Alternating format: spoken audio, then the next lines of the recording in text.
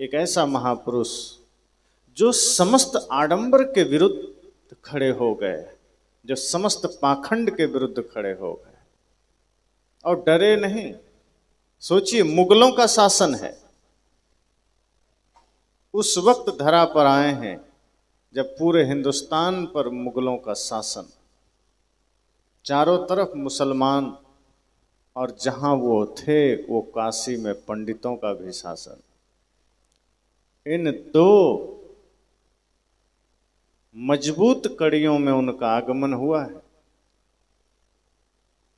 आज इस स्वतंत्र भारत में सच बात कहने में सबको पसीना आ जाता है, हिम्मत काम नहीं करती। अगर आपने कुछ बातें कह दी खुले मंच से तो तुरंत छप जाएगा अखबार में, अमुक जगह किसी ने विवादित बयान दिया।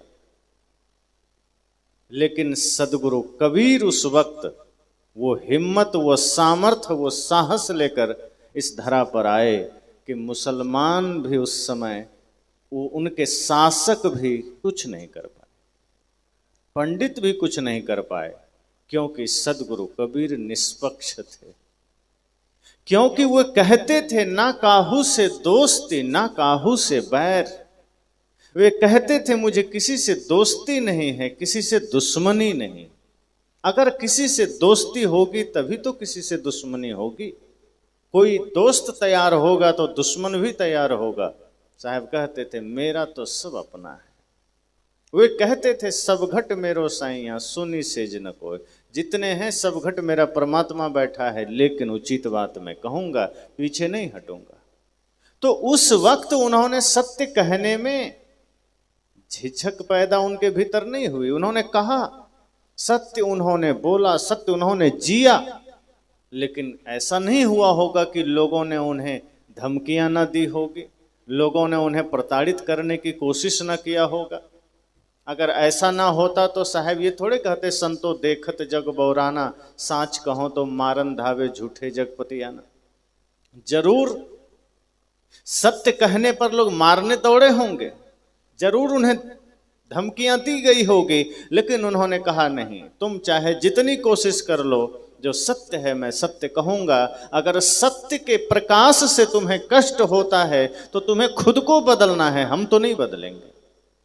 जैसे सूर्योदय होता है तो किसको ज्यादा दिक्कत होती है? उल्लू को, और तो किसी को नहीं होती ना। अब उल्लुओं को दिक्कत हो इसका मतलब सूर्य उगना छोड़ दे, ये तो बात ठीक नहीं है। उल्लू को ही समझौता करना पड़ेगा कि हमें भी दिन में चाहे देखें ना देखें, कष्ट हो, पर सूर्योदय तो होगा। सदगुरु कबीर ने कहा ये ज्ञान का सूर्योदय होगा। अगर तुम में उल्लू का गुण है और तुम्हें इस ज्ञान के सूर्योदय से कष्ट है तो तुम्हें ही अपना जीवन और अपना जीने का पद्धति बदलना होगा। मैं तो नहीं बदलने वाला, मेरा ज्ञान तो उदय होगा और मैं किसी से बैर भी नहीं करता। मैं तो इंसानियत को जोड़ने का सूत्र लेकर आया हूं। मैं तो प्राणी मात्र को प्रेम का पथ प्रदान करने का मार्ग लेकर आया हूं। वे कहे मैं कोई व्यक्तिगत किसी पंथ पंथाई की बात नहीं कर रहा, मैं सांप्रदायिक बात नहीं कर रहा। साहब ने कहा मैं एक रास्ते की बात कर रहा हूं जो इंसानियत का रास्ता है, जो प्रेम का रास्ता है, जो सत्य का रास्ता है, जो वास्तव में सेवा और पूजा का रास्ता है। उन्होंने कहा मेरी पूजा कोई बाहर किसी मंदिर में किया जाने वाला उपक्रम नहीं है, मेरी पूजा है कदम कदम पर कर सकते हो, मेरी पूजा घर में भी कर सकते हो, मेरी पूजा दुकान पर भी कर सकते हो। लोगों ने कहा वो कौन सी पूजा है? साहब ने कहा जहाँ जहाँ डोलो जो परिक्रमा जो कुछ करो सो पूजा। कहा जहाँ डोलो जहाँ चलो जो कुछ करो, लेकिन शर्त यह है कि निर्मल मन से करो। अगर मन निर्मल हो गया तो झाड़ू लगाओ, पूजा ही तो है। मन निर्मल हो गया, घर में भोजन बनाओ, पूजा ही तो है। मन निर्मल हो जाए, शौचालय साफ करो, पूजा ही है। और मन गंदा है और मंदिर में बैठे 2 घंटा ध्यान कर रहे हो तो पाखंड है, पूजा नहीं है। अगर मन गंदा है, मन में कचड़ा है और मंदिर में बैठे प्रार्थना कर रहे हो, बाहर निकले किसी को गाली दे दिया तो पाखंड ही तो था। साहब कहते हैं नहीं, तुम्हारा क्षण क्षण पल पल श्वास श्वास प्रेममय हो जाए, निर्मल हो जाए। और जब निर्मल हो जाएगा तो फिर जहां होगे, जिस स्थिति में होगे, पूजा ही होगी। इसलिए सदगुरु कबीर ने निडर होकर अपनी बात कही। सोचिए उस वक्त कितनी प्रताड़नाएं तो जरूर दी होगी लोगों ने, कोशिश तो जरूर किया होगा झुकाने का, क्योंकि ऐसा नहीं कि उन्होंने सिर्फ एक पक्ष की बात कही। जहां मुगलों की बात आई, मौलवियों की बात आई, मौलानाओं की बात आई, खुदा अल्लाह की बात आई, वहां साहब ने डंडा चलाया। जहां ब्राह्मणवाद की बात आई, जातिवाद की बात आई, भाग्य की बात आई, भगवानवाद की बात आई, वहां भी उन्होंने डंडा चलाया। जहां गलत देखा उनका डंडा चला। और वो डंडा कोई लकड़ी या बांस का नहीं था, वो ज्ञान का डंडा था। और जब ज्ञान का डंडा चलता है तो बड़े बड़े लोग नतमस्तक हो जाते हैं।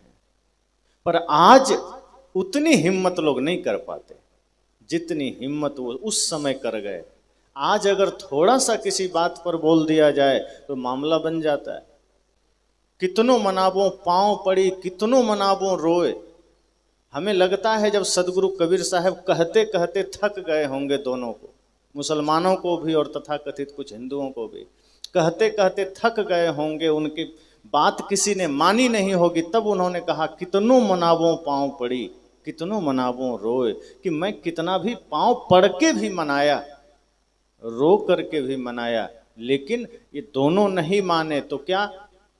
हिंदू पूजे देवता अतुरुक न काहू के होए। सोचिए, इससे बड़ा बयान कोई दे सकता है? उन्होंने कहा हिंदू तो देवता पूजेगा, ये तो मंदिर जाएगा, लेकिन ये तुरुक काहू के न होए, ये किसी का होने वाला नहीं, इसलिए इस पर भरोसा मत करना। उस वक्त ये बयान उन्होंने दिया और किसी ने कुछ नहीं किया। और बाकी तो प्रसिद्ध दोहे आप सुनते हैं, कंकड़ पत्थर जोड़ के मस्जिद लई चुनाए, ता चढ़ी मुल्ला बांग दे क्या बहरा हुआ खुदा है। ये क्या हिम्मत! इतनी बड़ी बात कहने के लिए हिम्मत तो चाहिए, साधारण बात नहीं है। तो सोचिए उस वक्त साहब ने कहा जो तू तुरुक तुरुकने को जाया तो पेट ही काहे न सुनती कराया। मुसलमान लोग कहते हैं कि अल्लाह हमें बनाकर भेजा है, उसी की बनाई ये दुनिया है, उसी ने हमें बना के भेजा है। तो साहब कहते हैं फिर जन्म से तुम मुसलमान क्यों नहीं हो?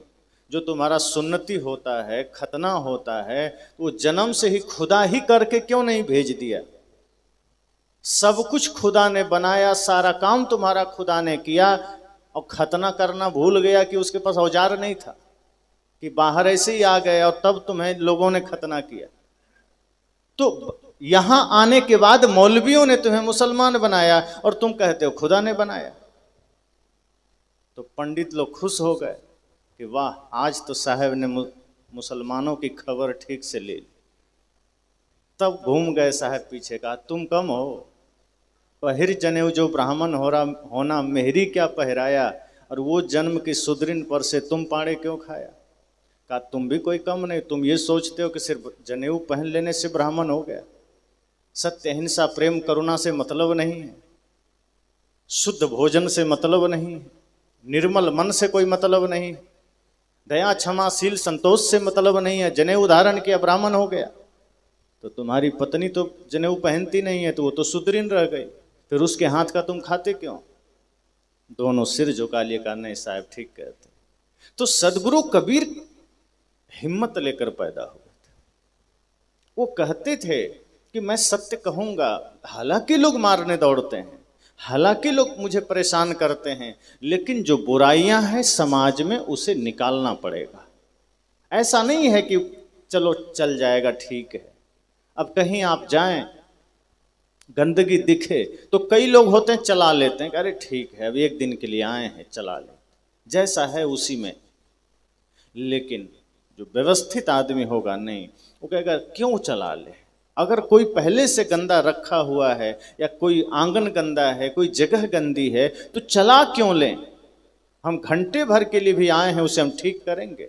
यही तो महापुरुषों की महानता है, जो क्षण क्षण भी अपने ज्ञान से ही नहीं, अपने आचरण से भी संदेश देते हैं, अपने कर्तव्य से संदेश देते हैं। बड़े संत वो नहीं जो बढ़िया बोले, बड़े संत वो होते हैं जो अपने कर्म से संदेश दे जाएं, जो अपने आचरण से संदेश दे जाएं। अब सोचिए, वो चाहते तो किसी शिष्य से हल्का इशारा करते, वो जाकर साफ कर देते, लेकिन उन्होंने कहा नहीं, ये अपना कर्तव्य है, ये अपना आचरण है। उन्होंने करके दिखाया और तब वो प्रेरणा बन गई। वो बातें लोगों के जीवन के लिए आदर्श बन गई। सदगुरु कबीर ने भी यही संकल्प लिया कि समाज चाहे हिंदू का हो चाहे मुसलमान का हो, तो बाद में बन गया। इंसानियत के रूप में लोग जन्म लेते हैं, इंसान के रूप में जन्म लेते हैं, मानव के रूप में जन्म लेते हैं बाहर आकर के। कोई हिंदू बन गया, कोई मुसलमान बन गया, कोई जैन बन गया, कोई बौद्ध बन गया, कोई ईसाई बन गया।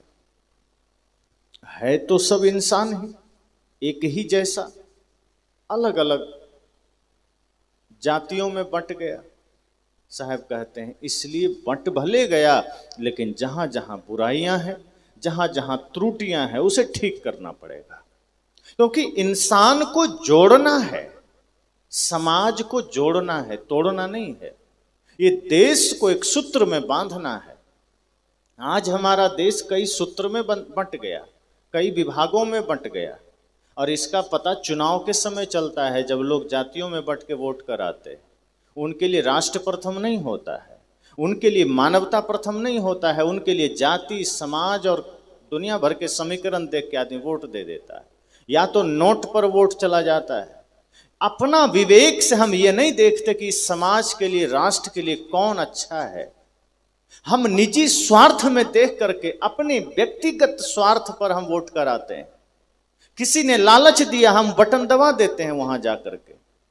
अगर महाराणा प्रताप ने यही सोचा होता तो वो भी मुगलों के साथ सांठगांठ करके बढ़िया से राज चलाते, लेकिन उन्होंने कहा नहीं, मैं घास की रोटियां खाना पसंद करूंगा जंगल में, मैं मुगलों से समझौता नहीं करूंगा। राष्ट्र प्रथम होना चाहिए, ये संकल्प लीजिए कि पंथ, पंथाई और दल से ऊपर देश है, जाति से ऊपर देश है, और जिसकी नियत राष्ट्र सेवा की है, जिसकी नियत सिर्फ और सिर्फ मानवता की सेवा की है, देश सेवा की है, आप उसे क्यों नहीं चुनते? थोड़ा सा लालच कहीं से कोई मिल गया, या जाति लगा कि ये अपनी जाति का है, अपने समाज का, वहां दे आते। मैं नहीं कहता कि अपने समाज में गलत लोग हैं, अच्छे लोगों को भेजिए। तो आज हमारा हिंदुस्तान जातियों में बटा है, और हम जातियों में बंटकर वोट कर देते हैं। निश्चय ही यहाँ इतने लोग बैठे हैं, जरूर सब कहीं अलग अलग दल से संबंध रखते होंगे, कोई जरूरी तो नहीं सब एक ही दल में होंगे, लेकिन सबकी भावना ये होनी चाहिए किसी में दल में कि व्यक्ति कैसा है। दल मतलब नहीं रखता, मतलब व्यक्ति रखता है। वो व्यक्ति का लक्ष्य क्या है? क्या उस व्यक्ति का लक्ष्य देश सेवा है? क्या उस व्यक्ति का लक्ष्य समाज सेवा है? ऐसा तो नहीं कि वो बन करके अपना घर और जेब भरने लग जाए, ऐसा तो नहीं कि वो अपना बैंक बैलेंस स्विट्जरलैंड में जाके करने लग जाए। और यदि हमारा आपका धन वो अपने कहीं और जाके जमा कर रहा है, इसका मतलब आपने गलत व्यक्ति को चुना है। जो व्यक्ति मौका पाकर के भी अगर वो सेवा ना करे और फिर कहे कि अब की बार वोट दीजिए, मैं सब काम कर दूंगा, समझ जाइए वो धूर्त है, वो नहीं करेगा, वो थेथर हो गया है, उसे हिंदी में पतित कहते हैं, वो करेगा नहीं। ऐसे व्यक्ति को चुनना है जो देश प्रथम का भाव लेकर चल रहा है, जो जाति से ऊपर है, जो संप्रदाय से ऊपर है, जिसके हृदय में सिर्फ राष्ट्र की भावना है, जिसके हृदय में सिर्फ इंसानियत है, राष्ट्र की सुरक्षा है, मानवता की भावना है, जिसके हृदय में देश का गौरव है, जिसके हृदय में देश का विकास है। तो जब इस तरह से हमारा देश एक सूत्र में बंधे तो समझिए सदगुरु कबीर की वाणी सार्थक हो गई। यही तो चाहते थे कि देश संप्रदाय से मुक्त हो सके, देश जातियों से मुक्त हो सके, कोई अलग नहीं, कोई छोटा बड़ा नहीं। जातियों से अगर कोई छोटा बड़ा मानता है, साहब कहते हैं फिर वो सबसे नीच आदमी है। बड़ा तो वो है जिसका कर्म बड़ा है, जिसका विवेक जागृत हो गया है, जो इंसान से प्रेम करता है, जो शुद्ध शाकाहारी जीवन जीता है, वैष्णव जीवन जीता है। मांस खाने वाला आदमी आदमी नहीं हो सकता। नशा करने वाला अपने जीवन के साथ खिलवाड़ कर रहा है। अपने जीवन की महत्ता को समझिए। सदगुरु कबीर संपूर्ण रूप से आपको खुद आपको भगवान बनाना चाहते हैं।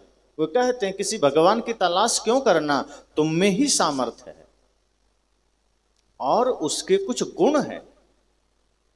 भजन आप सब सुनते हैं, किसी के काम जो आए उसे इंसान कहते हैं, उसे इंसान कहते हैं। पराया दर्द अपनाए उसे भगवान कहते हैं। उसे भगवान कहते हैं। कहा जो किसी के काम आए उसे इंसान कहते हैं। किसी के काम मतलब कोई भी, ऐसा नहीं कि सेलेक्ट करना है कि हाँ इसी के काम आना है। साहब कहते हैं किसी के काम आए उसे इंसान कहते हैं, और पराया दर्द अपनाए उसे भगवान कहते हैं। जो दूसरे के दर्द को समझे, जो दूसरे की पीड़ा को समझे, उसे भगवान कहते हैं। तो सदगुरु कबीर ने मानवता का रास्ता दिया है, प्रेम का रास्ता दिया है। और जब हम मानवता के पथ पर चलने का संकल्प लेते हैं, प्रेम के मार्ग पर चलने का संकल्प लेते हैं, तो सच्चे अर्थ में हम सदगुरु कबीर के अनुयायी हो जाते हैं। सदगुरु कबीर के अनुयायी होने का अर्थ सिर्फ कबीरपंथी होना नहीं है। आज हम कबीरपंथी बन जाते हैं, पर हम वास्तव में सिर्फ कबीरपंथी ही बन पाते हैं। अर्थात हम पंथी तो बन जाते हैं, पर वो मानवतावाद हृदय में नहीं आ पाता, वो निष्पक्षता हृदय में नहीं आ पाता। जो काम राम के लिए राम भक्तों ने किया, जो काम कृष्ण के लिए कृष्ण भक्तों ने किया, जो काम बुद्ध के लिए बौद्धिस्टों ने किया, वही हम कबीर के लिए कर बैठते हैं। जैसे राम को भगवान बनाकर मंदिर में बिठा दिया, उनके आचरण से कोई मतलब नहीं। राम का मंदिर बन गया, उनके मंदिर में हम इकट्ठे होकर पूजा पाठ कर लिए, लेकिन राम के आचरण से, राम के आदर्शों से हमें कोई लेना देना ही नहीं है। राम जिस तरह भाई से प्रेम का भाव रखे, जिस तरह से प्रेम प्रथम था उनके जीवन में, माता पिता गुरु का आदर था उनके जीवन में, और सबसे बड़ी बात मर्यादा पुरुषोत्तम थे। हम उनकी पूजा करते हैं, ना हमारे जीवन में कहीं मर्यादा है, ना भाई के लिए प्रेम है, ना माता पिता गुरु के लिए आदर है, कुछ नहीं है। तो फिर राम की पूजा कहाँ है? तो जो काम राम भक्तों ने राम के लिए किया, जो कृष्ण के लिए किया, वही हम सदगुरु कबीर के लिए करते हैं। सदगुरु कबीर की वाणियों का पाठ करते हैं, उनके वाणियों को स्मरण करते हैं, उनके किताबों को पढ़ते हैं, उनके मंदिर बना करके मूर्ति स्थापित कर देते हैं, और वहाँ जाके सिर झुका के चले आते हैं। बाहर आते हैं तो वही जातिवाद, वही छुआछूत, वही छल, वही कपट, वही झगड़े, वही लड़ाई, वही नशा, वही दुर्व्यसन। इसका मतलब जो राम के साथ हुआ वही सदगुरु कबीर के साथ हो रहा है, वही बुद्ध के साथ हो रहा है। तथागत बुद्ध ने भगवान का विरोध किया, राम के प्रति जो एक मान्यता है, गलत मान्यता, अंध मान्यता, उसका विरोध किया। भगवान की सत्ता को अस्वीकार किया कि कहीं कोई बाहर भगवान नहीं है। उसके सामने सिर झुकाना व्यर्थ है।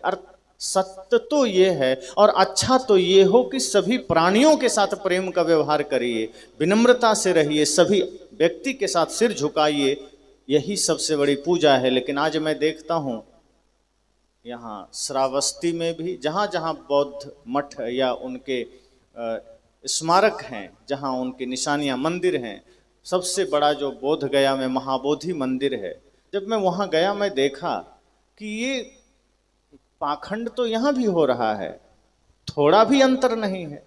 वहाँ भी भगवान बुद्ध के आगे अगरबत्तियाँ जल रही है, दिए जल रहे हैं, और सब लोग सिर झुकाकर मन्नतें मांग रहे हैं। तो जो व्यक्ति खुद राम की पूजा का विरोध कर रहा है कि राम की पूजा करने से कुछ नहीं मिलेगा, वही काम बुद्ध के साथ हो रहा है, तो ये फिर क्या मतलब है?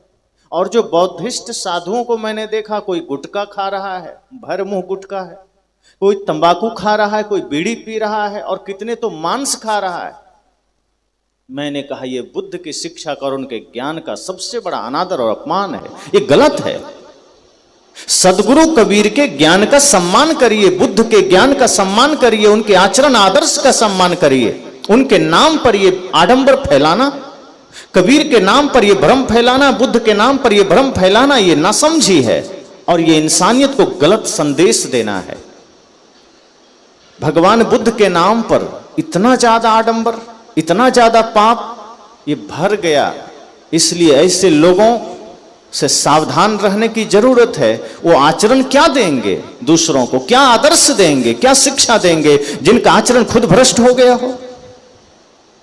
जो भगवान बुद्ध करुणा की मूर्ति हैं, जो बुद्धत्व पाने से पहले सोचिए जरा,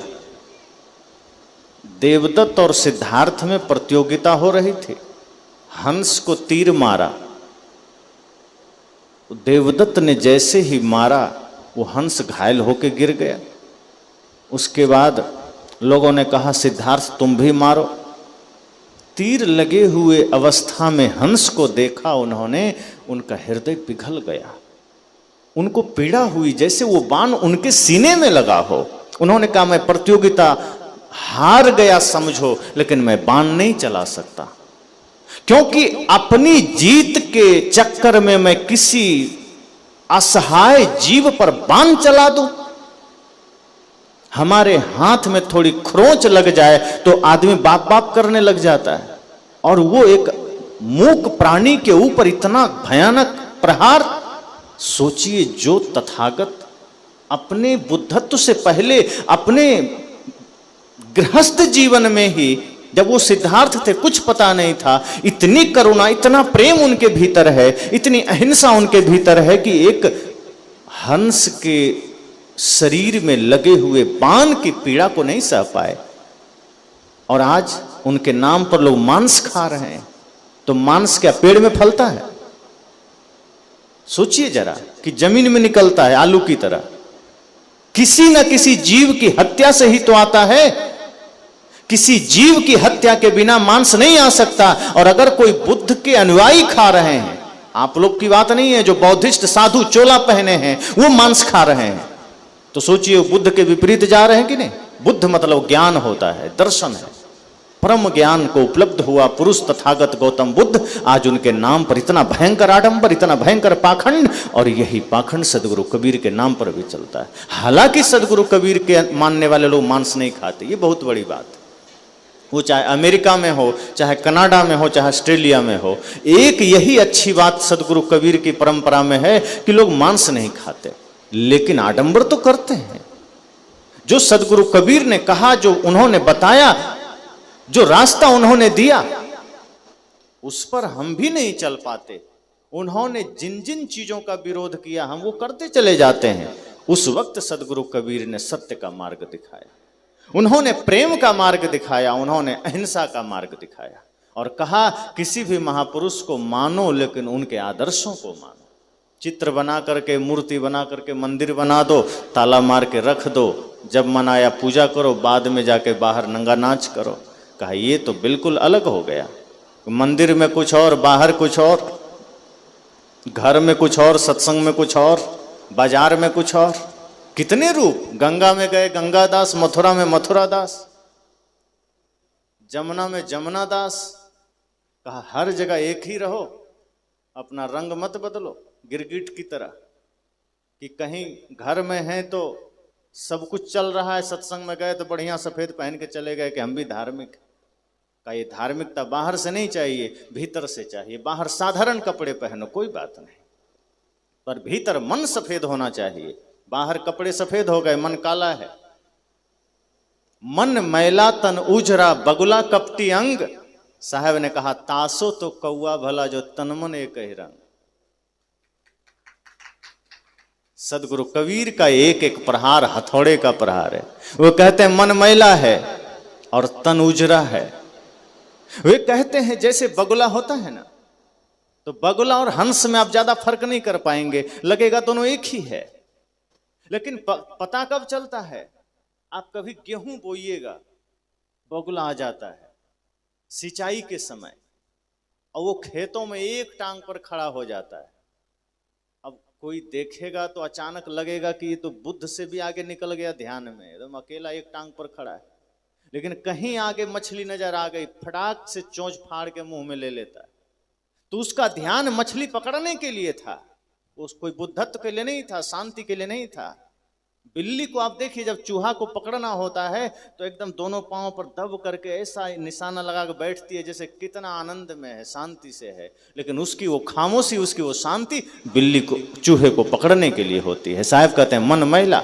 ऐसे ही हमारा मन मैला है और तन उजरा। बाहर से हम दिखावा साधना का कर रहे हैं, बाहर से दिखावा हम धार्मिक होने का कर रहे हैं, पुजारी होने का कर रहे हैं, लेकिन भीतर कपट है, भीतर कालापन है, भीतर मन गंदा है, मन मैला तन उजरा, बगुला कपटी अंग। ये जो कपट रूपी बगुला है उसके तरह हमने भी अपना अंग बना लिया है। साहब कहते हैं अरे नादान, उससे बढ़िया तो कौआ है, तासो तो कौआ भलो जो तनमन एक कहरा का, उससे बढ़िया तो कौआ है जो भीतर से भी काला है बाहर से भी काला है। ढोंग क्यों करना? अगर जीवन में बदलाव ना ला सके तो ढोंग करने की जरूरत नहीं है। जब हम बदलाव ले आएंगे तो ले आएंगे। कोयल भी बाहर से काला है, भीतर से उजरा है, उसका मन सच्चा है। कोयल का शरीर काला है पर मन सादा है, तो उसकी आवाज हम पसंद करते हैं, हमें प्यारी लगती है, हम सुनने के लिए बगीचे में चले जाते हैं। पर कौआ कांव कांव करता है। हालांकि अब कौआ से ज्यादा कांव कांव शहरों में होने लगा है। अब तो लोगों के घरों पर कौआ बैठना भी छोड़ दिया है। किसी ने कहा आप घरों पर बैठते क्यों नहीं हो? कहा हमारी आवाज दब जाती नीचे का कांव कांव सुनकर। आदमी इतना कांव कांव कर रहा है अंदर कि अब मुझे कोई सुनना ही नहीं चाहता, इसलिए मैं कांव कांव करूं ना करूं कोई फर्क नहीं पड़ता। तो कौआ वाला आदत, और हम सोचते हैं घर बदल दें तो शायद ठीक हो जाए। कहा जाता है एक कौआ गांव छोड़कर जा रहा था। लोगों ने कहा ये गांव क्यों छोड़ रहे हो? कोई बड़े बुरे लोग हैं इस गांव के। कहा क्या हुआ? कहा जब भी बाहर निकलो पेड़ पर देखता है, पत्थर उठा लेता है, पत्थर फेंकता है, मारता है। मेरे एक बच्चे की पैर टूट गई, परेशान हो गया। कभी कभी हमें भी एक दो ढेला पड़ गया। गांव के लोग ठीक नहीं है, मैं गांव छोड़कर जा रहा हूं, बड़े दुष्ट लोग हैं। तो लोगों ने कहा, लोगों ने क्या, कोयल ने ही पूछ लिया कि हम दोनों एक ही जैसे दिखते हैं, मामला क्या है? पता नहीं मामला क्या है। कौआ को पता ही नहीं था। उसने कहा मैं दूसरा गांव जा रहा हूं। कोयल ने कहा अब वहां भी लोग ढेला मारेंगे तो? कहा नहीं, सुना हूं वो गांव के लोग ठीक हैं, यहां दुष्ट हैं, यहां लोग मारते हैं। कोयल ने कहा ध्यान दो, तुम्हें गांव छोड़ने की जरूरत नहीं है, तुम ये समझ ही नहीं पाए कि लोग ढेला क्यों मारते हैं। ये जो तुम कांव कांव करते हो इसके वजह से ढेला मारते हैं, और तुम्हें गांव छोड़ने की जरूरत नहीं। कांव कांव करना छोड़ दो, इस गांव में भी आनंद है। अगर तुम अपनी कर्कश आवाज छोड़ दो, अगर अपनी गलत आदत छोड़ दो, अगर अपनी गलत जो नियत तुम्हारी है वो छोड़ दो, तो जहां हो वो घर तुम्हारा मंदिर बन सकता है, जहां हो वही गांव तुम्हारा अयोध्या धाम बन सकता है, वही तीर्थ धाम बन सकता है। और मन गंदा है तो तुम दिन रात मंदिर में बैठे रहो, वो तुम्हारे लिए कवड़खाना ही होगा और कुछ नहीं होगा। तो सदगुरु कबीर उस वक्त हिम्मत करके कहते हैं कि जीवन को बदलिए। हिम्मत करके उन्होंने सत्य कहा। उन्होंने कहा कि अहिंसा, प्रेम, करुणा, सत्य ये हमारा धर्म है, और ये अगर हम नहीं मानते हैं तो क्या मानते हैं? तो सदगुरु कबीर को या बुद्ध को मानना क्या हुआ? किसी भी महापुरुष को मानते हो, चाहे भगवान श्री कृष्ण को मानते हो, क्या उन्होंने कम संघर्ष किया? हालांकि लोगों ने उनकी छवि खराब की है। भगवान कृष्ण का वो रूप नहीं है जो दिखाया जाता है, वो परम योगेश्वर हैं। और सच कहें तो प्रथम व्यक्ति हैं जो मूर्ति पूजा का विरोध करने वाले हैं। इंद्र की पूजा चलती थी, उन्होंने गांव वालों से कहा क्यों इसकी पूजा करते हो? कहा नहीं करेंगे, नाराज होकर बारिश कर देगा। कहा ठीक है इस बार मत करो, हम देखते हैं। मना कर दिया उन्होंने। तो पहला व्यक्ति है जो अंधविश्वास का विरोध करने वाले हैं। लेकिन तथाकथित कुछ लोगों ने उनको भी भगवान बना करके और अवतार बना करके, छलिया बना करके, रसिक बना करके धर दिया, ताकि इनकी अच्छी बातें लोगों तक ना जाए।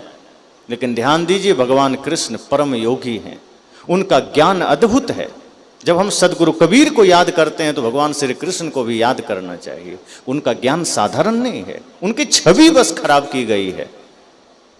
हमें अपने महापुरुषों को भी पहचानने की जरूरत है। उपनिषद पढ़िए, कितनी प्यारी बातें हैं, साधनात्मक बातें हैं। वेद के ऋषि ईमानदार हैं, वो छल प्रपंच नहीं जानते थे, कपट नहीं जानते थे। वो सारा छल प्रपंच कपट आपको स्मृति में दिखेगा। मनुस्मृति आते आते छल कपट से भर गया, उसमें चालाकी दिखेगी, उसमें आपको तेज तर्रार दिमाग का खेल दिखेगा, वेद उपनिषद में ज्ञान दिखेगा। तो बाद में लोगों ने ग्रंथों में भी दिक्कतें पैदा की है। तो सदगुरु कबीर हों चाहे श्री कृष्ण हों, उनका ज्ञान आप जब देखेंगे तो साधना पक्ष में दोनों एक जैसे चलते हैं, एक जैसे। इसलिए सदगुरु कबीर कहते हैं कि शब्दों को सिर्फ सुनना नहीं है, महापुरुषों को सिर्फ सुनना नहीं है, उनकी सिर्फ पूजा नहीं करनी है, उनकी बातों को जीवन में उतारना भी है। और जब उनकी बातों को हम अपने जीवन में उतारेंगे तो अपने महापुरुषों की सही अर्थ में पूजा होगी। कबीर साहब ये नहीं कहते कि मेरी पूजा करने के लिए ऐसे कोई चित्र लगा दो, अगरबत्ती जला दो, कि ये ठीक है, आस्था है, आप कर सकते हैं, गुरु के प्रति समर्पण भाव। लेकिन अगर ये मान लिए कि इतना करने से काम बन गया तो साहब कहते हैं फिर आप अंधेरे में हैं, फिर आप नहीं कुछ कर पाएंगे, क्योंकि चित्र से कुछ होने वाला नहीं है। चित्र आस्था का प्रतीक है और चित्र उन्हीं का बनता है जिनका चरित्र महान होता है।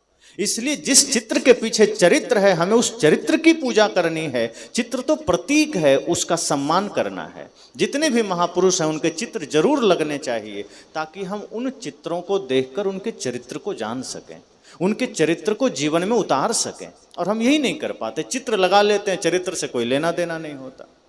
चित्र लग जाते हैं, चरित्र कभी जीवन में हमारे आ नहीं पाता।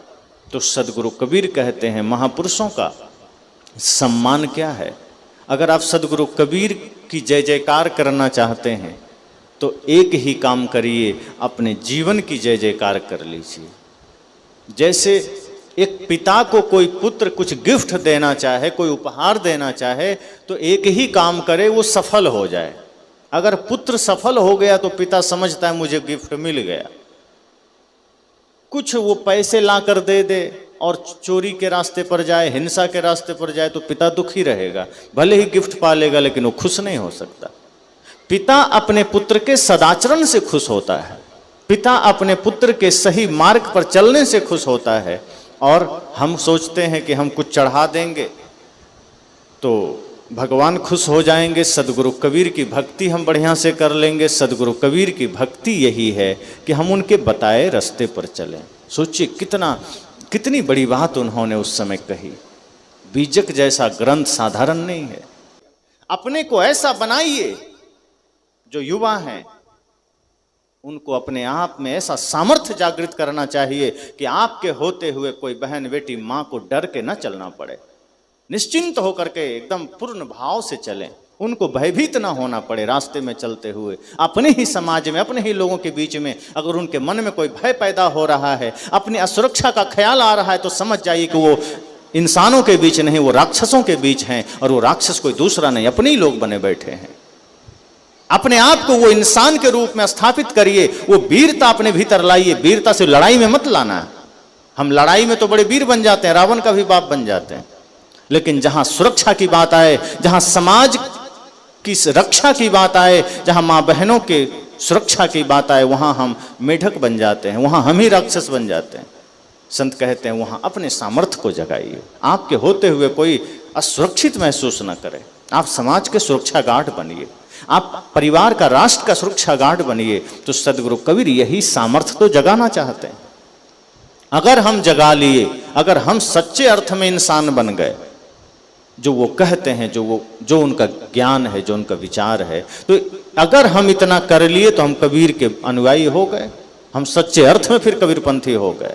नाम का नहीं बनना है कि हाँ गले में माला डाल लिए कबीरपंथी कहला गए, गले में माला डाल लिए और गुरु के शिष्य कहला गए। माला से नहीं, माला के साथ साथ हमारे भीतर सूत्र भी आए, ज्ञान के आदर्श भी आए, आचरण भी आए। जब आचरण आएगा तो हम सदगुरु कबीर के विचारधारा को संपूर्ण मानवता में ले जा सकते हैं। संपूर्ण प्राणी मात्र के प्रति हमारे हृदय में फिर प्रेम का भाव जागृत हो सकता है। तो मैंने कहा कि सोचिए उस वक्त सदगुरु कबीर को कितनी पीड़ा झेलनी पड़ी होगी, कितना कष्ट झेलना पड़ा होगा, लेकिन उन्होंने सत्य कहा।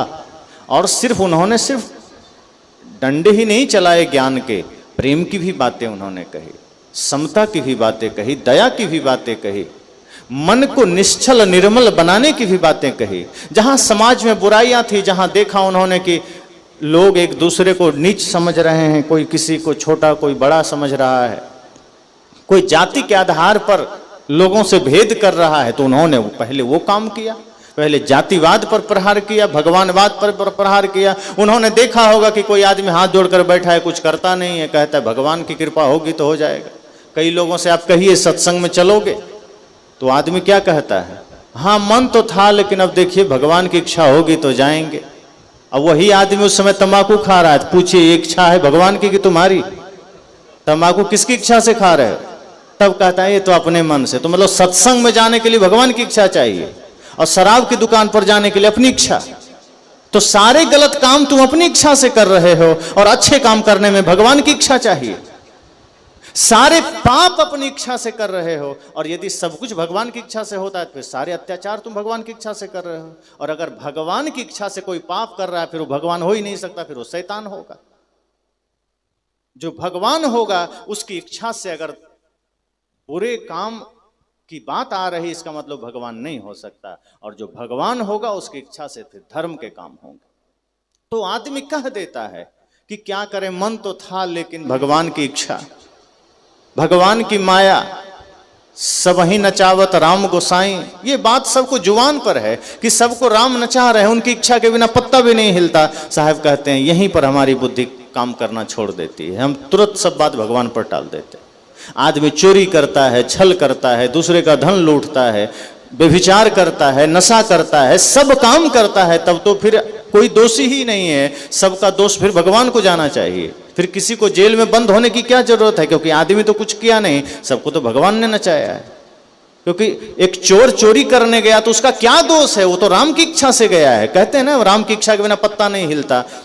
फिर किसी का कोई गला काट रहा है तो उसका छुरा कैसे हिला, कोई किसी की जेब काटा तो फिर जेब कैसे कटा, कोई किसी के साथ व्यभिचार किया कैसे किया, इसका मतलब राम की इच्छा से किया। फिर तो राम जी को ही बुला के न्यायाधीश को दंड देना चाहिए, फिर आदमी को देना व्यर्थ है।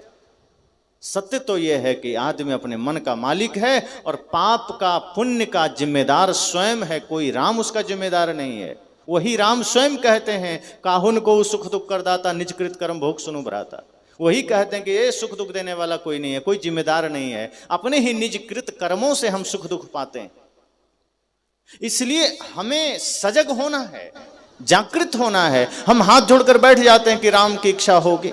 तो सदगुरु कबीर ने कहा जो व्यक्ति भगवान के नाम पर बैठा है वो फिर निकम्मा हो गया समझना, वो कुछ नहीं कर पाएगा जीवन में। और दूसरी समस्या भाग्य की है। किसी से कहिए सत्संग में चलोगे तो वो फिर दूसरा जो भाग्य का मारा आदमी है वो कहता है हाँ मन में तो था लेकिन भाग्य में होगा तब। अब वो भाग्य में होगा तो भाग्य में तुम्हारा वहां बैठा लिखा है, भाग्य में तुम सारे पाप कर रहे हो, धर्म के कार्य में भाग्य में होगा। कहते हैं भाग्य जागृत करना पड़ता है, भाग्य बनाना पड़ता है। और सच तो ये है कि भाग्य आप खुद लिखते हैं, कोई भगवान ने आपका भाग्य नहीं लिखा है। अगर भगवान ने आपका भाग्य लिखा होता तो सबका भाग्य चमका हुआ होता, सुंदर होता।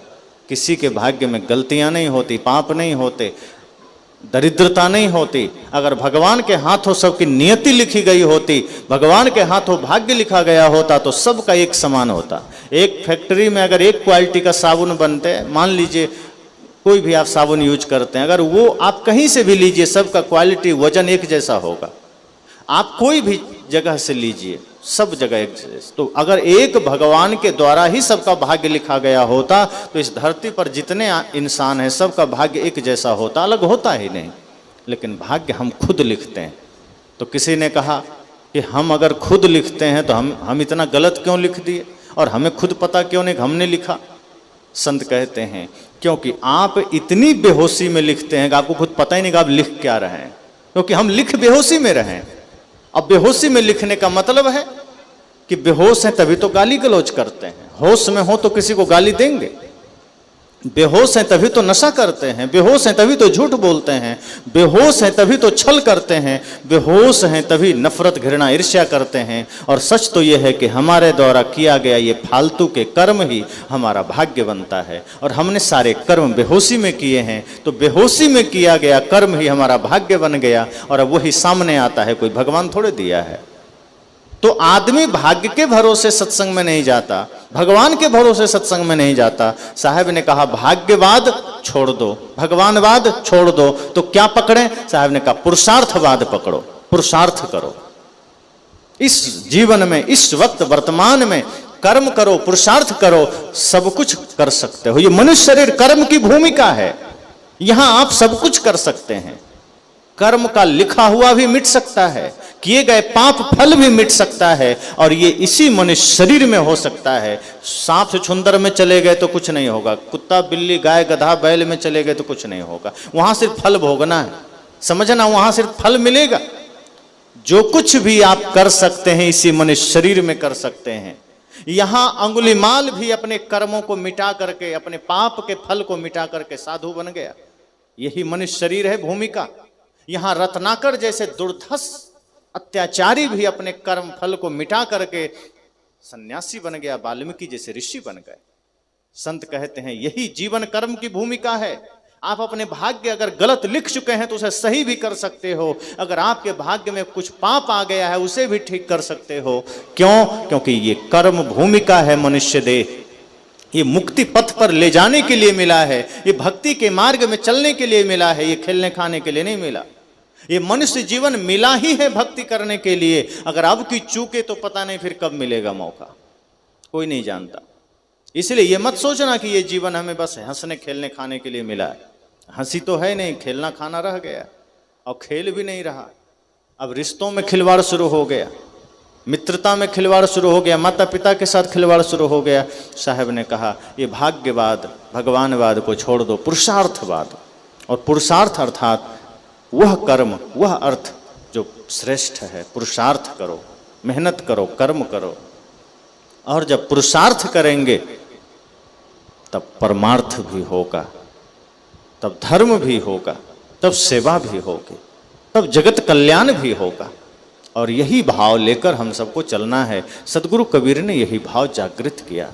तो सदगुरु कबीर को अगर मानते हैं, तथागत बुद्ध को मानते हैं, तो ये समझ लीजिए कि अहिंसा तो जीवन में होनी ही चाहिए। नशा तो बिल्कुल भी नहीं होनी चाहिए। किसी भी प्रकार के नशा करते हैं, संकल्प ले लीजिए कि जीवन थोड़ा है, नशा कर करके हम शरीर जो साधन मिला है हम इसे भी बर्बाद कर रहे हैं। सोचिए आपकी गाड़ी पेट्रोल की गाड़ी है, आप अपनी गाड़ी को पेट्रोल पंप पर ले जाते हैं तो क्या करते हैं? उसमें कहते हैं कि अच्छा चलो आज डीजल ही डाल दो। आप जानते हैं पेट्रोल की गाड़ी है, डीजल डालेंगे चलेगी ही नहीं। या टंकी में पेट्रोल ख़त्म हो गया तो पानी भरते हैं क्या? जानते हैं इंजन खराब हो जाएगा। एक गाड़ी के लिए आपको इतना ख्याल है कि गाड़ी खराब ना हो जाए। ये शरीर तो उससे भी ज़्यादा कीमती है। इसमें तो जो देना है वही देना है। इसमें हम क्या क्या दिए चले जा रहे हैं। तंबाकू दे रहे हैं, तंबाकू देने के लिए शरीर है। मांस दे रहे हैं, और कुछ लोग तो आज फार्मूला चला दिए कि अंडा शाकाहारी होता है। अब खाना है, जिह्वा लोलुपता है, तो अंडा को शाकाहारी बना दिए।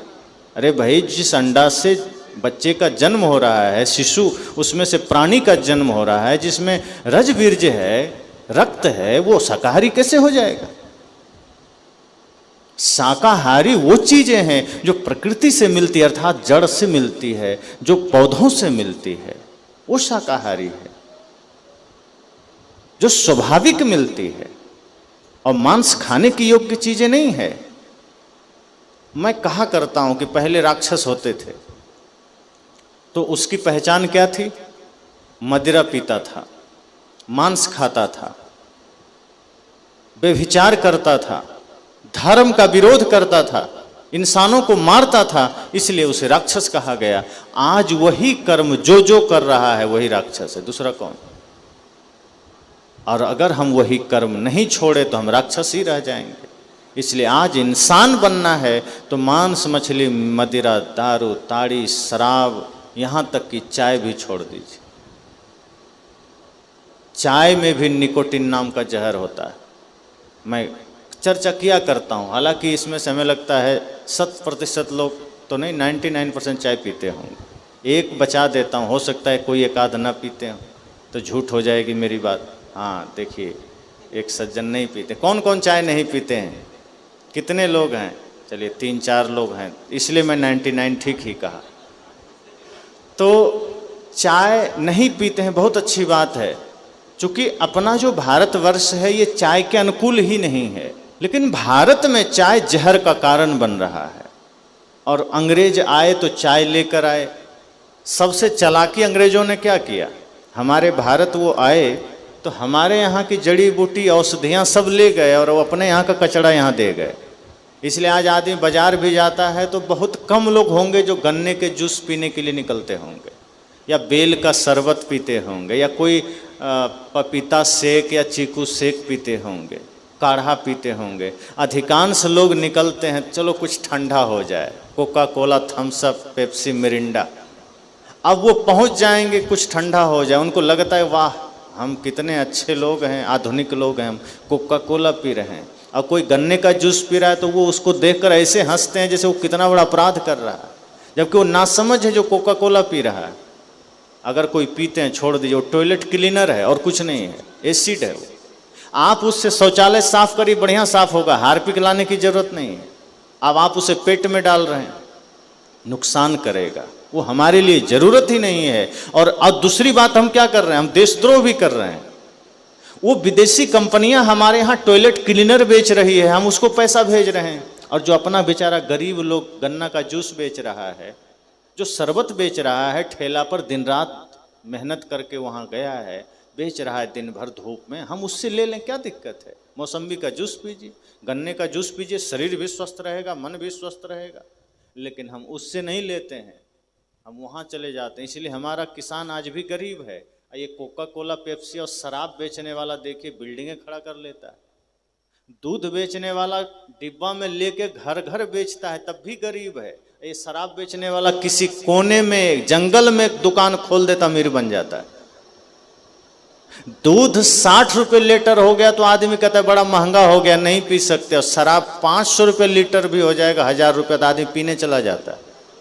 एक गरीब आदमी कहता है गुरुजी क्या करें, हम बड़े गरीब आदमी हैं, बच्चे को पढ़ा नहीं सकते, सत्संग नहीं करा सकते। पत्नी ने कहा ये रोज शराब पीता है।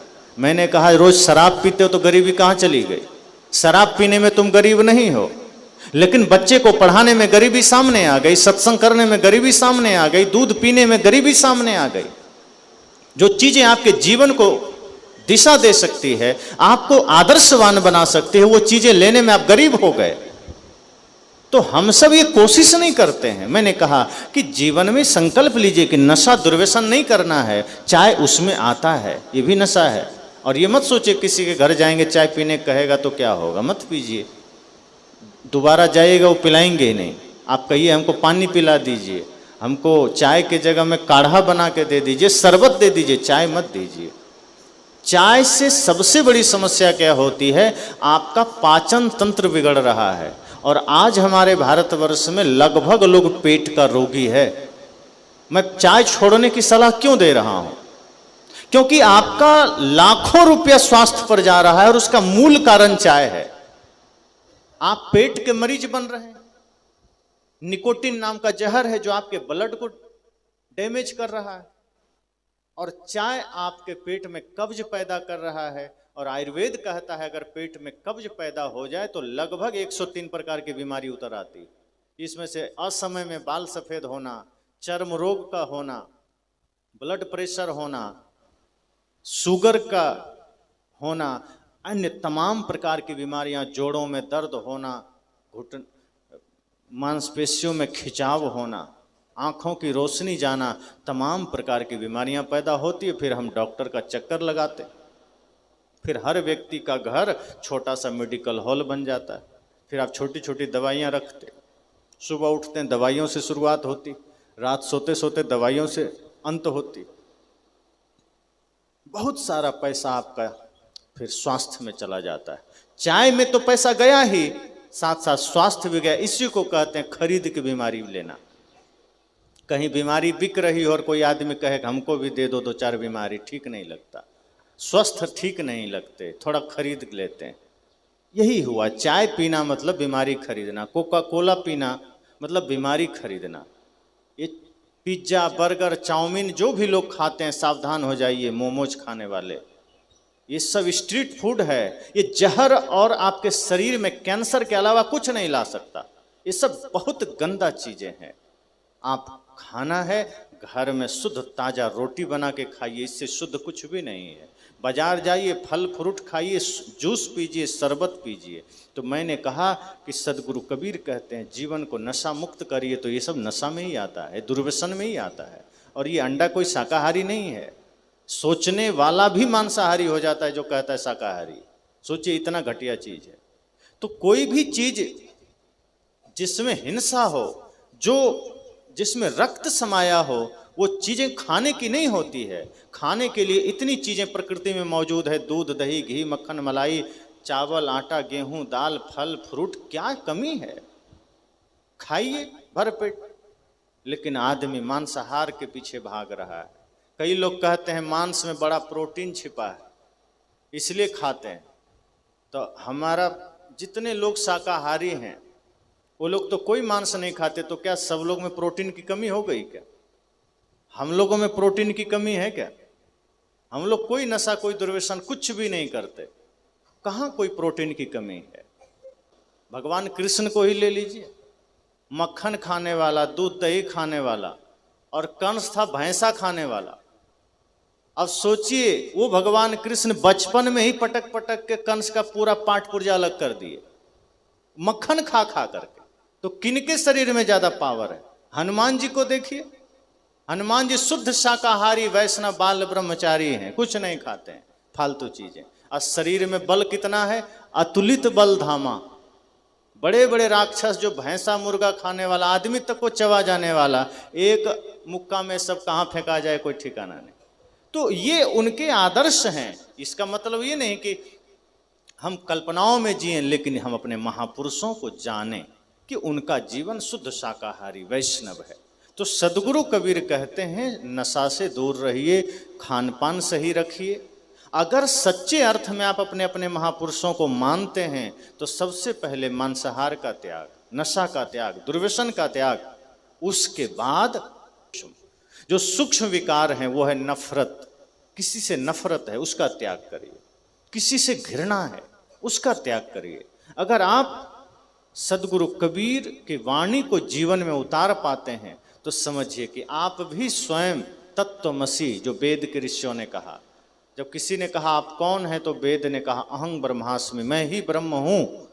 तो लोगों ने कहा फिर हम लोग कौन है? तो वेद के ऋषियों ने कहा तत्वमसि, तुम भी ब्रह्म हो, तुम भी अलग नहीं हो। तो तुम भी ब्रह्म हो कैसे? कैसे ब्रह्म है?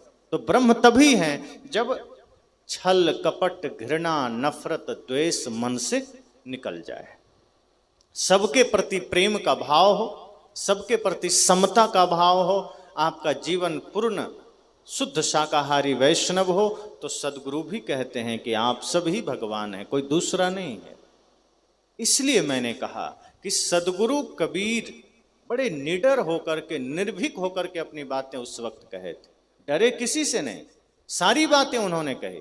चाहे वो हिंदू समाज के लिए हो, चाहे मुसलमान समाज के लिए हो, चाहे पुरोहितों के लिए हो, चाहे मौलवियों के लिए हो, उन्होंने बातें कही। और जहां अच्छा देखा अच्छा भी कहा। उन्होंने ये भी कहा कि जो पंडित है, ज्ञानी है, समझदार है, उनका सम्मान भी किया। उन्होंने कहा कि कहीं कबीर हम जात पुकारा, और पंडित होय सो ले विचारा। उन्होंने कहा मैं कहते हुए जा रहा हूं, जो पंडित होगा वो मेरी बातों को विचार करेगा। तो पंडित का सम्मान भी किया। लेकिन जहां गलतियां देखी वहां प्रहार भी किया। उन्होंने ये भी कहा कि पंडित अगर होना चाहते हो तो क्या सूत्र अपनाना पड़ेगा? किसी ने कहा कि अगर क्या कोई भी व्यक्ति पंडित हो सकता है? साहब ने कहा सिर्फ ब्राह्मण कुल में जन्म लेने वाला ही पंडित नहीं है, और हो सकता है वो पंडित ना भी हो सके, क्योंकि जन्म जरूर ब्राह्मण कुल में लिया, लेकिन अगर कर्म उसने राक्षस वाला किया है तो फिर वो शूद्र है। और जिसका जन्म पिछड़े कुल में हुआ है, कर्म महान है, तो वो पंडित है। कहा कैसे? साहब ने कहा पोथी पढ़े पढ़े जग मुआ, पंडित भया ना कोई, 2.5 अक्षर प्रेम का पढ़े सो पंडित हो। उन्होंने कहा कि पोथी पढ़ पढ़ के जग के लोग मर गए, पोथी पढ़ा सोचा हम पंडित बन जाएंगे, नहीं बना। तो कौन बना? तो 2.5 अक्षर प्रेम का पढ़े सो पंडित हो। ये छोटा सा अक्षर, 2.5 अक्षर प्रेम, जिसने उसे पढ़ लिया, उसे जान लिया, सब में परमात्मा देखना जान लिया, साहब कहते हो पंडित हो गया, उसे श्रेष्ठ फिर कोई नहीं। तो कर्म से कोई भी महान बन सकता है। तो मैंने कहा सदगुरु कबीर का ज्ञान महान बनने का रास्ता है। उन्होंने सत्य का रास्ता दिखाया, प्रेम का रास्ता दिखाया। वो डरे नहीं, निर्भीक होकर अपनी बात कहे। और आज हम सब का भी कर्तव्य है कि हम सब भी अपनी बात निर्भीकता से रख सके। लेकिन वो हर जगह नहीं कि कहीं भी कठोरता से बात करें। जहाँ आवश्यकता पड़े वहाँ कठोर भी बनना है, जहाँ जरूरत पड़े वहाँ अनुशासन से भी कहना है, प्रेम से भी कहना है। तो सदगुरु कबीर कहते हैं कि मैं प्रेम की भी बात करता हूँ, मैं विनम्रता की भी बात करता हूँ, और जो मेरी बातों को मानेगा ये फिर वही गुरु, हम चेला। जो मेरी बात को मान लेगा वो गुरु हो जाएगा। मैं चेला बनने को तैयार हूँ। साहब इतने विनम्र हो जाते हैं। वे कहते हैं, कहें कबीर जो अब की बूझे सोई गुरु हम चेला। वे कहते हैं जो इस बार को मेरी बातों को बूझेगा वही गुरु, मैं चेला। तो सदगुरु कबीर के इस क्रांतिकारी स्वरूप को हमें जानना है। हमें सिर्फ उनकी बातों को पढ़ना नहीं है, उस पर चलना है। हमें सिर्फ उनकी बातों को रटना नहीं है, उसको जीना है। और जो सदगुरु कबीर के बताए हुए पथ पर चलता है, जो बुद्ध के बताए हुए पथ पर चलता है, जो श्री राम के बताए हुए मार्ग पर चलता है, जो श्री कृष्ण के बताए हुए मार्ग पर चलता है, सच्चे अर्थ में वही उसका अनुयायी हो सकता है। बाकी नाम लेने वाले तो सैकड़ों मिलेंगे, हजारों मिलेंगे। राम नाम लेने वाले कम थोड़े हैं, बहुत हैं। लेकिन किनके जीवन में राम का आदर्श है? राम की मूर्तियां तो मंदिर में आ जाती है, राम का आदर्श हमारे दिल में आता ही नहीं है। राम की मूर्तियों को तो हम स्थापित कर देते हैं, लेकिन राम का ज्ञान, राम का चरित्र हम अपने हृदय में स्थापित कहाँ कर पाते हैं। मूर्ति हम राम का बैठा रहे हैं और जीवन हम रावण का जी रहे हैं, राक्षस का जी रहे हैं, तो काम नहीं बनेगा। हमें अपने हृदय में भी राम का आदर्श बिठाना पड़ेगा। हमें भी अपने भाइयों से प्रेम रखना पड़ेगा, पिता का सम्मान करना पड़ेगा, सबके प्रति मित्रता का व्यवहार करना पड़ेगा। तो मैंने कहा सदगुरु कबीर वो महानतम क्रांतिकारी संत हैं जिन्होंने अपनी बातों को कहा और सत्य कहा और मानवता के कल्याण के लिए कहा। उनका ध्येय किसी का दिल दुखाना नहीं था। उनका ध्येय किसी से दोस्ती या दुश्मनी का नहीं था। उनका लक्ष्य किसी का अपमान करने का नहीं था। उनका लक्ष्य था समस्त मानवता का सम्मान हो सके, जातिवाद का जहर मिट सके, संप्रदायवाद का जहर मिट सके, क्षेत्रवाद का जहर मिट सके। वे चाहते थे कि दुनिया तो अगर पूरी दुनिया एक हो जाए तो अच्छी बात है, लेकिन सदगुरु कबीर जैसे महापुरुष कम से कम इतना तो चाहते थे कि जिस देश में रहते हैं कम से कम ये देश हमारा एक बन के रह सके, हम इसी में ना बंट पाएं। और देश तो छोड़िए, आज हमारा समाज अपने गांव में एक बनकर नहीं है, घर में एक बनकर नहीं है। एक घर में 2-3 भाई है, सब विरोध में चल रहा है, एक दूसरे से विरोध में है। कोई जमीन का झगड़ा लेकर बैठा है, कोई धन का झगड़ा लेकर बैठा है। आप कोर्ट कचहरी चले जाइए, न्यायालय में, तो आपको अधिकांश झगड़े भाई भाई का मिलेगा, वहाँ दूसरा कम मिलेगा। और वो भी उस देश में जहाँ राम की पूजा हो रही है, जो राम अपनी गद्दी छोड़कर जंगल चले गए, जो राम अपनी पत्नी में ही इतनी आस्था रखते हैं, जो माता के प्रति इतना प्रेम और श्रद्धा रखते हैं, उस राम के इस देश में भाई पर मुकदमा हो रहा है। उस राम के देश में पिता माता को वृद्धाश्रम भेजा जा रहा है। उस राम के देश में पत्नी के साथ प्रताड़ना हो रही है। इसलिए मैंने कहा कि हम अपने महापुरुषों को मानते तो हैं, नाम तो जपते हैं, लेकिन उनके बातों को नहीं मानते, उनके आचरण को नहीं मानते। और यह सत्संग उनके आचरण को जीवन में उतारने के लिए है। ये जो 2 दिन का सत्संग मिला है, ये समझ जाइए कि हमें अपने अपने जीवन में अपने महापुरुषों का आदर्श यहाँ से उतार के जाना है। ये थोड़ा सा जीवन मिला है, कौन जानता है कब सांसें निकल जाए, कौन जानता है किससे किसका बिछोड़ना हो जाए।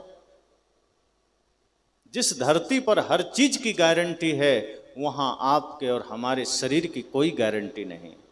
और अगर किसी ने कोई गारंटी कार्ड लाया हो जन्म से तो बता दे, कोई प्रमाण पत्र है क्या?